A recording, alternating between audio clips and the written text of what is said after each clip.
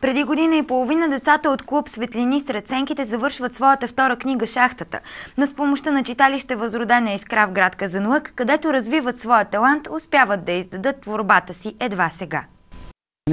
Сега имаме малко по-голям проблем, защото новите ни книги са доста по-дебели, доста по-сериозни. Искаме да имат още по-добър външен вид.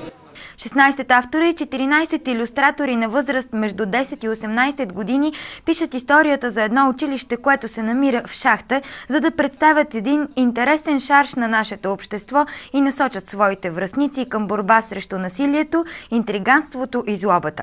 Най-малкият автор е на 10 години. Кой е твоят герой в книгата?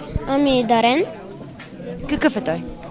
Едно малко момченце на 9 години, което влиза от неговото училище, го изолират и влиза в шахтата. Лесно ли е да редактираш книга?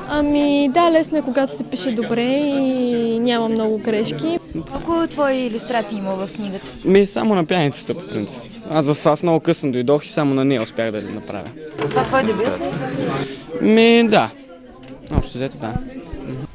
Клуб "Светлини сред сенките" работи и по два други проекта – "Аурелио" и "Светлини сред сенките". Все още обаче не са намерени средства за издаването на двете книги.